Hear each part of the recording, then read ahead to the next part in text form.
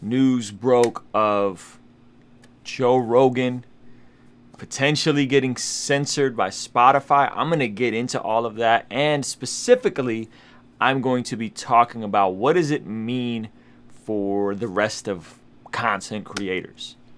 Don't go nowhere. Gotta drop the intro. Ruslan. Every time I'm with you, yo, it's something else. It's a fact, and it's nothing else. Get your hand out, you don't even need the help. Oh, I don't need nothing else. Every time I'm with you, yo, it's something else. It's a fact, and it's nothing else. Get your hand out, you don't even need the help. Oh, that's right. I don't need nothing else. That's right. Kingstream Entertainment. What's going on? It's Ruslan with KingstreamENT.com. This channel exists to encourage, empower, inspire you to live God's dream. We cover all kinds of different topics from music, marketing, God, faith, business, everything in between. Of course, culture, current events. And so I wanted to make this video because I think it's a timely issue. I think it's important. I think there's a whole lot going on in regards to what's happening with media by and large. I think that this is very fascinating. But then I think some of the potential consequences, blowback, stuff that we're not really considering in regards to what's happening in media, specifically with Joe Rogan, but I'm also going to touch on a couple other topics. My name is Ruslan. I'm a hip-hop artist, creative entrepreneur. You can follow me on the gram if you want. If you ever have questions, I tend to answer all my DM messages on Instagram. I don't answer all my messages on Facebook. I actually never read the messages on Facebook. But shout out to all y'all watching on Facebook.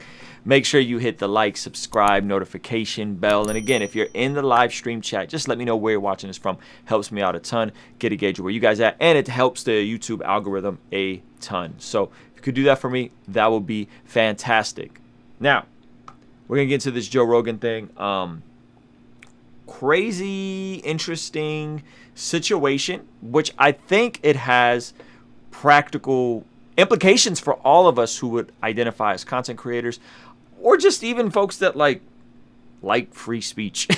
Right now, if you guys don't know who Joe Rogan is, Joe Rogan, biggest podcaster in the universe right now, and his channel has, a ton of really good perspectives on it. He shares his platform with lots of different people, and it's probably one of the reasons why it's gotten so stinking big.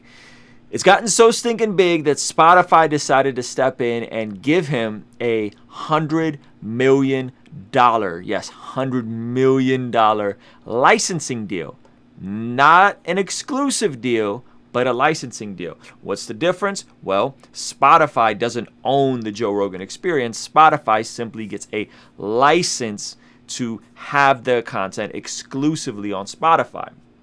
Why is that important? Well, because he doesn't get to put the content up on any other podcast app. So if you're familiar with like Anchor, which some of you guys might be listening to this Anchor, I've been slacking uploading my podcast version of these to Anchor. But if you're familiar with Anchor, Anchor basically get your stuff on all the platforms, right? So Spotify as well as the podcast app on iTunes. Now, historically, iTunes has kind of dominated the space. They held down the podcasting space, and now Spotify stepped in. So what are some of these pros? Well, obviously, they value content creators, and they're giving them really amazing deals. $100 million is a lot of money for anybody, even Joe Rogan, who's making really good money off his podcast. So they gave him $100 million. He had to come over to Spotify exclusively for, I think, 2 or 3 years. Exclusively for 2 or 3 years.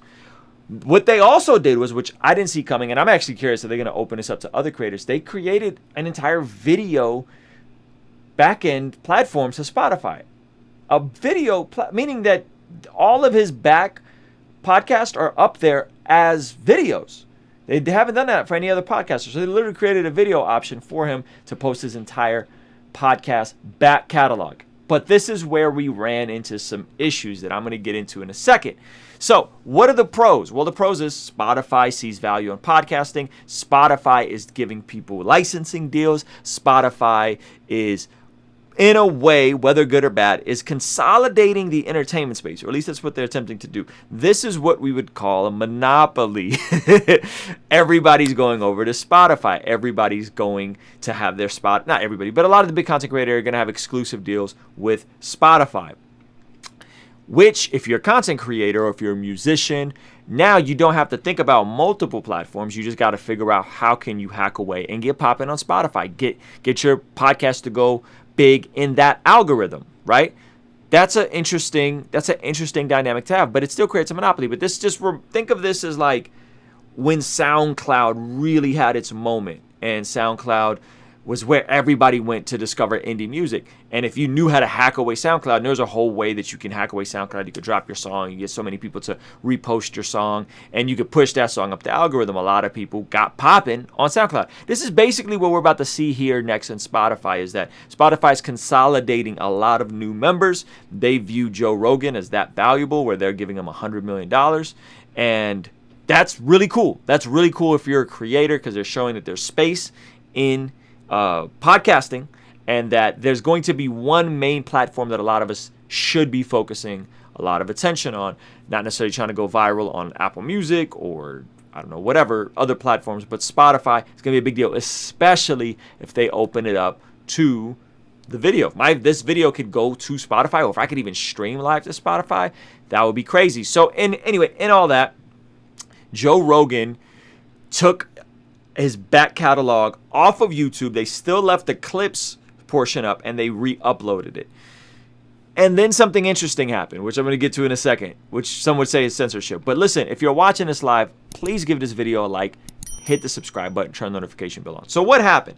Well, it's interesting you ask. They didn't put up all the podcasts. They backlogged all the podcasts, and all of a sudden there was a gang of podcasts missing.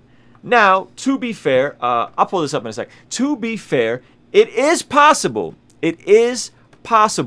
that maybe Joe Rogan didn't want some of these podcasts up. Maybe he did the censoring. That's possible. Doesn't really seem congruent with Joe Rogan's temperament. Doesn't really seem congruent with who he is and what he's represented to the space. It doesn't really sound like something he would do, but that is possible. So let's just not blame Spotify as the bad guys, right? Because it is possible that Joe Rogan maybe said, hey, I don't want some of these back podcasts up. I don't know. So what are these podcasts? Well, let me fix this real quick. Well, they're predominantly conservative stuff. I don't know, conspiracy. I don't really like that word, but stuff that's kind of more conspiratorial, if you will. And then like random ones, like Jordan Peterson's daughter didn't make it on there. So let's just go over. I pulled this up. Here.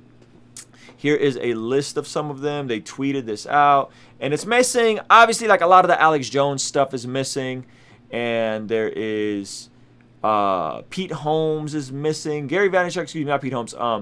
Alex Jones is again missing. So a lot of Alex Jones stuff is missing. Who else? There's a handful of like his own homies are missing, who are into the more Eddie Bravo. Jordan Peterson's daughter is missing, right? That's really interesting. So what is the idea? Well, the idea, the part that people are calling foul, and by the way, Joe Rogan hasn't put out a statement. He hasn't explained this. I don't know. Maybe he didn't want this stuff up. I'm doubtful that that's the case. But the idea is, hey, these mega media companies, these huge corporations are censoring or curating what they want on their platforms.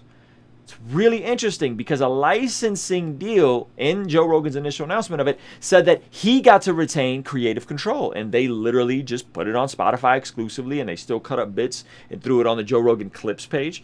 But that was only for a few years. But now it looks like Spotify is telling him who he can and can't put up. So anything that is conspiratory, anything that has conspiracy theories involved, like an Alex Jones, anything that's kind of far right, anything that is with really controversial figures, but it's predominantly to folks on the right end of the spectrum. Now, a lot of this stuff, I'm not listening to Alex Jones interviews on Joe Rogan's. I've watched one. It was freaking hilarious.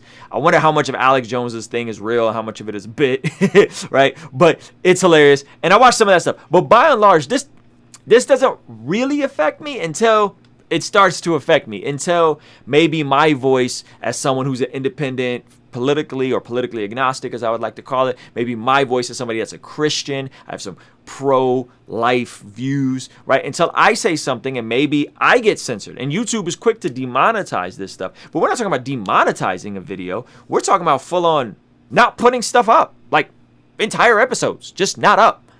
It's really interesting. So is Spotify a public utility? Is it just an outlet that's, congregates content and hosts content? Or is it a curation mechanism? Is it somewhere that is now curating and putting what they want to put in front of their audiences?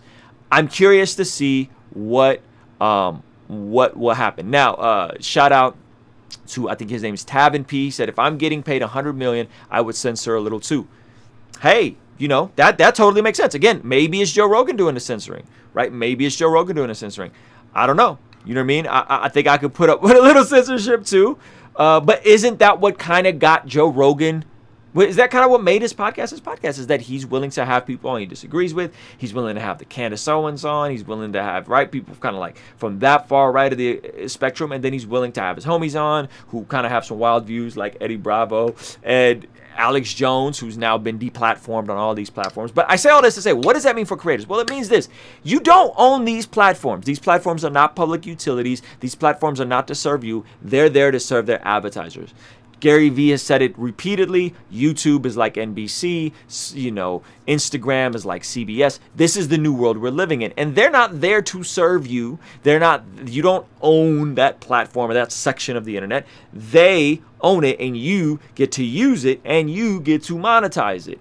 So that's important that we know that. It's important that we understand the game that's being played, and it's important to understand what's happening with where we're moving forward, and what is the solution, right? What is the solution? The solution, I think, is ultimately